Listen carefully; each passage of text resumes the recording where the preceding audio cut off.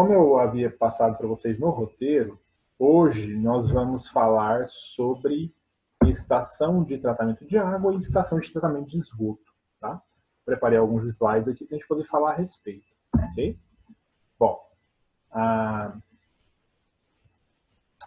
algumas regrinhas aí vocês devem ter visto. Tá ok? Não descumpram essas regras, senão eu vou bater em vocês. Vocês sabem que eu sou uma pessoa agressiva. Saudade de vocês, galera. Na moral mesmo. Pelo menos de alguns, não de todos.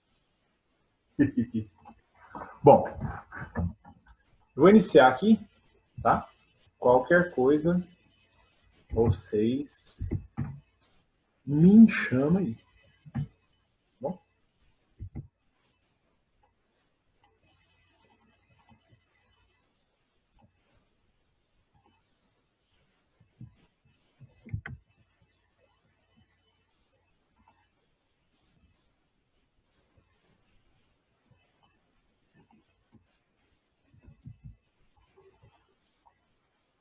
Gracinha, esses meninos tudo compenetrados nos estudos.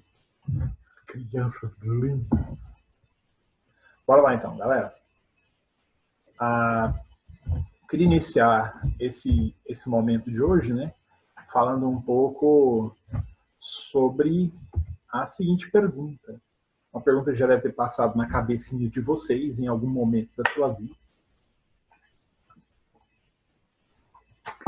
Como o tema é água, bebam água. Na concepção de vocês, um dia,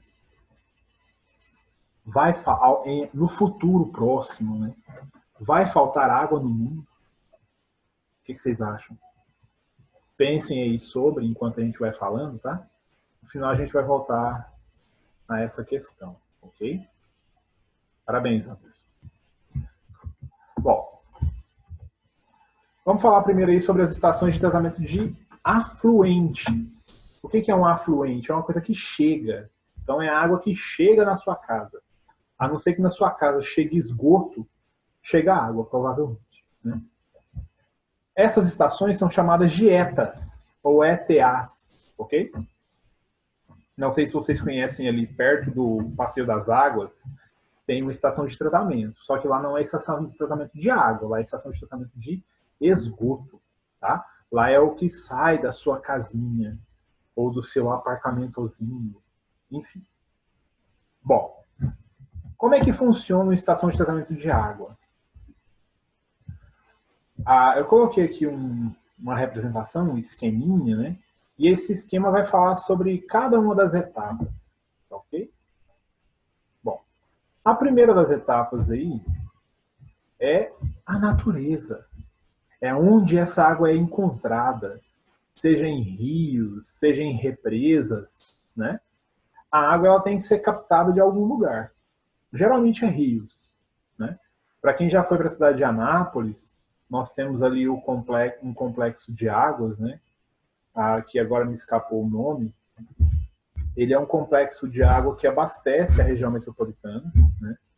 E nós temos ali à disposição água para Goiânia, Trindade, apesar que aqui em Trindade nós captamos água de outro lugar, né? Liga seu áudio aí, Ruth. Talvez seja algum problema na sua chegada aí. Porque aqui tá tudo normal, tá? Todos estão me ouvindo? Tem alguém que não tá me ouvindo aí, gente? Ou é só a dona Ruth? A dona Ruthinha. Estão me ouvindo? Fala aí. Alguém me fala pelo chat aí se está me ouvindo ou não está me ouvindo. Muito obrigado, senhor Matheus. Bom, vê aí, Ruth, aí você me fala aí. Mas eu acho que vai tá tudo certo. Dá uma olhada aí. Bom, essa água ela é captada e ela passa por inúmeros processos, né? É lógico que cada lugar, de cada região onde essa água é captada, ela tem que passar por processos específicos, né? Basicamente são esses processos que eu vou falar aqui. Mas dependendo se a água tiver algum tipo de poluente específico, ou se ela tiver muito enxofre, por exemplo, como é o caso do que acontece em algumas regiões do estado de Minas Gerais e tal, ou se grande parte dessa água já foi consumida e é água de reutilização, como é o caso de São Paulo, Rio de Janeiro, né? Essa água ela tem que passar por processos mais específicos, tá? Depois que essa água é captada, ela passa primeiro por algumas esteiras, né? Por algumas grades, e essas grades elas retiram possíveis poluentes sólidos, né? Folhas, pedaços de pau, enfim, animais mortos. Tudo é possível nessa natureza, né? Depois desta etapa, a água ela passa por alguns processos de, vamos dizer, higienização, né? A elas são adicionadas algumas substâncias que têm a capacidade de retirar certas impurezas, certas sujeiras, né? Até nós chegarmos à terceira etapa, que é a coagulação. Na coagulação, é adicionado uma substância que vai ser muito importante para o processo, que é o sulfato de alumínio. O sulfato de alumínio ele vai remover da água as partículas de menor densidade. A gente já falou sobre isso, né, lá naquela parte de aeração, de aglutinação de substâncias de menor densidade e tal.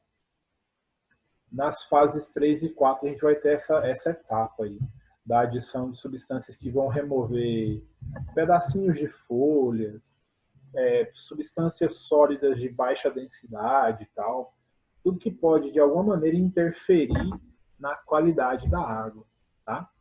Depois nós já passamos aí para a quinta etapa, né? A primeira uma decantação, primeiro não, a decantação, né? Lembra que a decantação ela ainda vai remover as partículas sólidas maiores, né? As que têm maior densidade. Antes da decantação acontece a floculação, que é o que eu falava antes, né?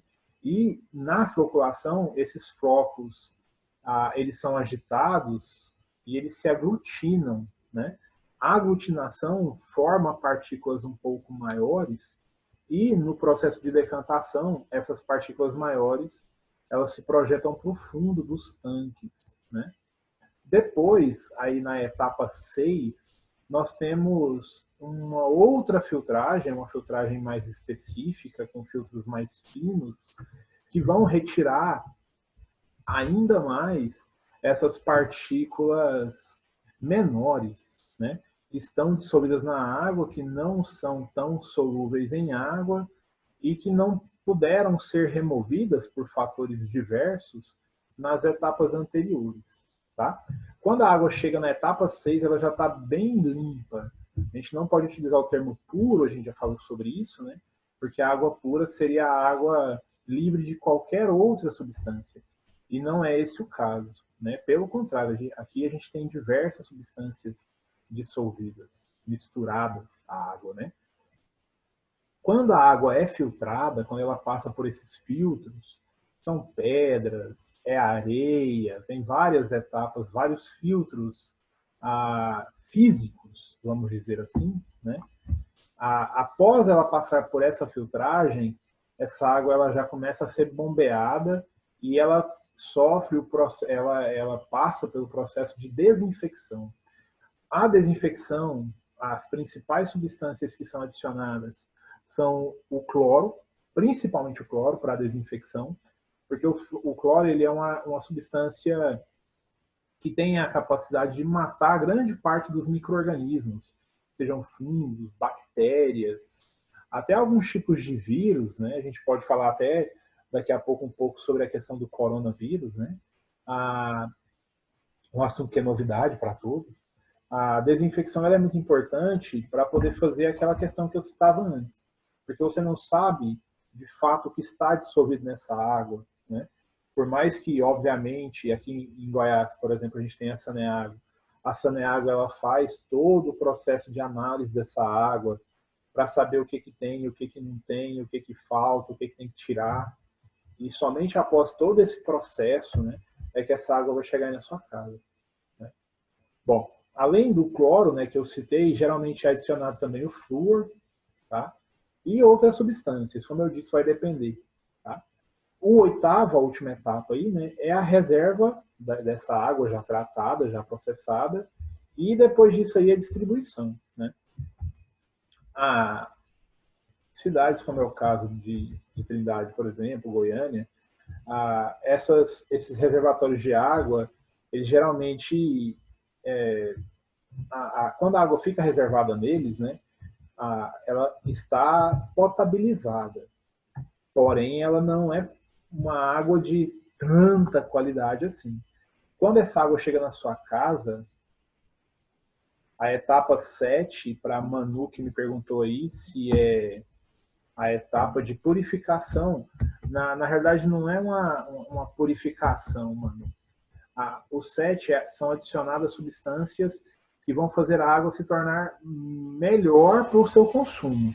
Ela vai matar os micro-organismos, pelo menos uma grande porcentagem desses micro-organismos que estiverem retidos nessa etapa.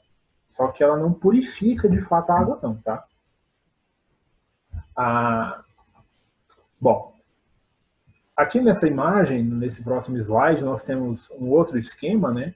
Mostrando aí depois do reservatório até o reservatório elevado, né? Que são as caixas e tal, que vai encaminhar essa água para as residências.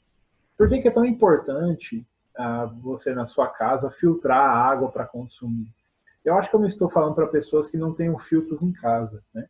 Essa é uma realidade que para vocês pode parecer muito distante, né? Porque se vocês forem à cozinha de vocês, aí vocês vão ter lá o filtrão soft ou não sei o que de que marca e tal.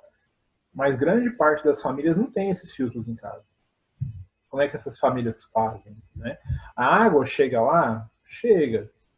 Vamos pensar em um foco assim, a vida de vocês. A água que chega na sua casa ela é de qualidade.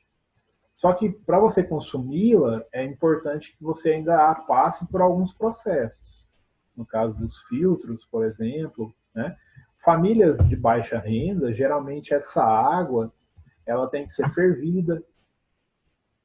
Enfim, se você pega, por exemplo, alguns países do continente africano, até mesmo no nordeste do nosso país, as famílias elas recebem alguns kits e eles podem fazer em casa o processo de filtragem dessa água para retirar algumas substâncias que não são tão que diminuem a qualidade da água, né?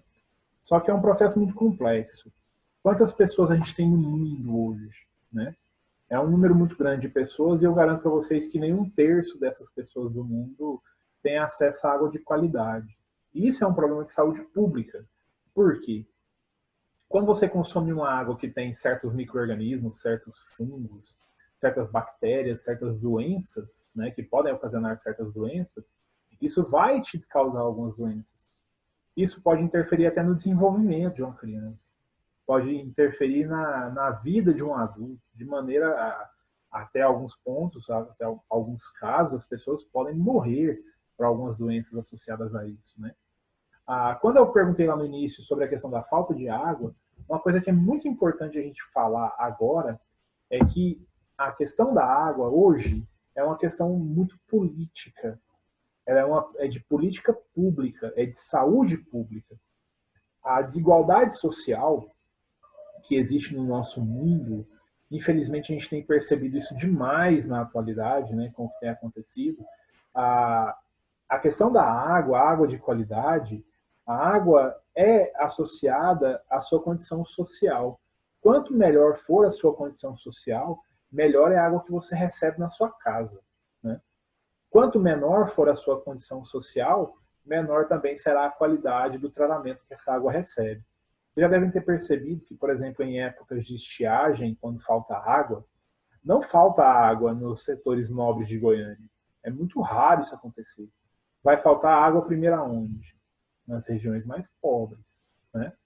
Bom, aqui nessa imagem, ele mostra aí especificamente, né, com mais detalhes, a parte da adição do sulfato de alumínio que eu tinha citado, da floculação por agitação, a decantação, né, que é quando as partículas sólidas descem, e depois a filtração, né? Aí mostra aí o carvão ativado, a areia, cascalho, né, que são os filtros, como eu disse, físicos, né?